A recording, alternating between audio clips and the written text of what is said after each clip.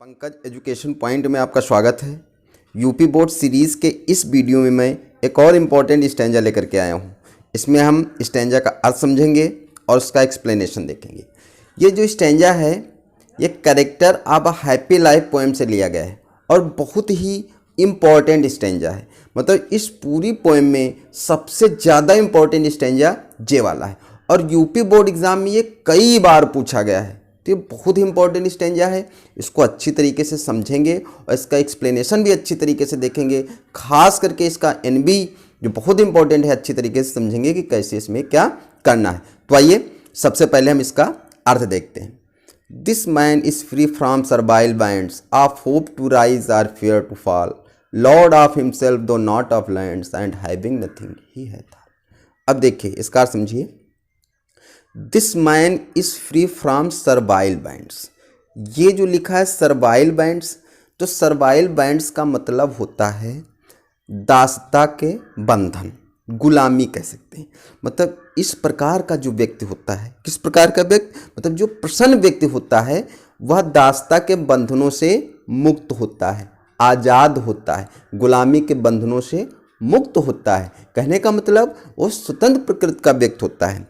फिर आप hope to rise और फियर टू फॉल, ना तो उसे ऊपर उठने की आशा होती है। मतलब आशा का मतलब यहाँ पर यह है कि वो झूठी आशा नहीं रखता है, मतलब तरक्की करने की झूठी आशा नहीं रखता है।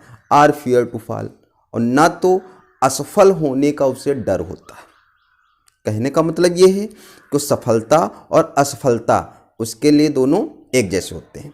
Lord of himself though not of lands, Lord मतलब मालिक होता है, स्वामी होता है, और लैंड का मतलब यहाँ पर वर्डली पोजेशन से कहा गया है, सांसारिक संपत्ति। यद्यप उसके पास सांसारिक संपत्ति नहीं होती है, धन दौलत बंगला गाड़ी नहीं होती, फिर भी वह अपने आप का मालिक होता है। लॉर्ड ऑफ हिमसेल्फ, वह स्वयं का मालिक होता है। इस प्रकार एंड हैविंग नथिंग ही है थाल, उसके पास कुछ ना होते हुए भी क्या सब कुछ होता है। तो अब इसका हम रेफरेंस देखेंगे। रेफरेंस तो सब में एक जैसा होता है। This stanza has been taken from the poem character of a happy life composed by sir Henry Wotton. Context इसका क्या है? In this stanza the poet has described some certain qualities of a man who is truly happy. मतलब इस stanza में जो poet है, कवि है, उसने एक प्रसन्न व्यक्ति की कुछ विशेषताओं का वर्णन किया गया। एक्सप्लेनेशन देखते हैं। A man, a happy man is not anyone's slave. तो जो प्रसन्न व्यक्ति होता है वो किसी का गुलाम नहीं होता है। He is a man of free nature, मतलब वो स्वतंत्र प्रकृति का व्यक्ति होता है। He is free from slavery, वह गुलामी से आज़ाद होता है, गुलामी से मुक्त होता है। He has no worry of success और फेलर, उसे सफलता और असफलता की कोई चिंता नहीं होती है। Joys and sorrows are alike for him, मतलब दुख सुख, सुख दुख उसके लिए एक जैसे होते हैं। He has no false hope of progress in life, जीवन में तरक्की की झूठी आशा नहीं रखता है। ही हैज़ सेल्फ कंट्रोल, तो उसमें आत्मनियंत्रण होता है। हिज माइंड इज़ बैलेंस्ड, उसका जो माइंड होता है, मस्तिष्क होता है, वो सुव्यवस्थित होता है। उसके माइंड में बेकार की बातें नहीं होती हैं। ही मे नॉट बी रिच, मतलब ऐसा हो सकता है कि वो धनवान ना हो, बट ही इज सेटिस्फाइड, लेकिन वो सेटिस्फाइड होता है, वह संतुष्ट होता है, अपने भाग्य पर संतुष्ट होता है। Although he has no much wealth, यद्यप उसके पास अधिक संपत्ति नहीं होती, धन दौलत नहीं होती, and worldly possession, worldly possession मतलब सांसारिक संपत्ति नहीं होती। He has self control, pure heart, good character, लेकिन उसके अंदर आत्मनियंत्रण होता है, पवित्र हृदय होता है, अच्छा चरित्र होता है।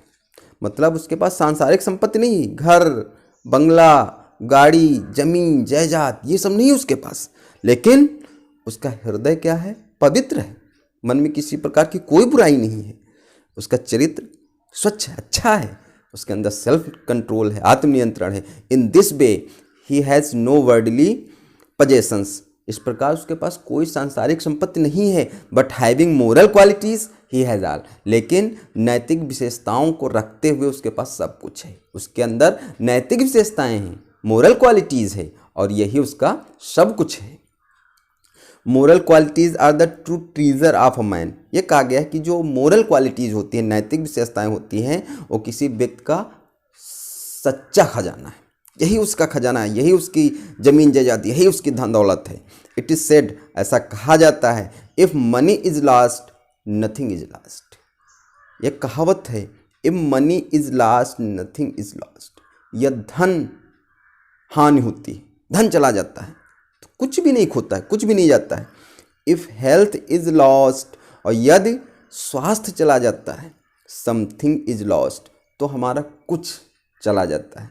इफ़ कैरेक्टर इज़ लॉस्ट, यदि हमारा चरित्र ही गिर जाता है, चरित्र ही चला जाता है, एवरीथिंग इज़ लॉस्ट, तो हमारा सब कुछ नष्ट हो जाता है, सब कुछ चला जाता है। तब इस पॉइंट को पोएट ने इसमें उजागर किया है।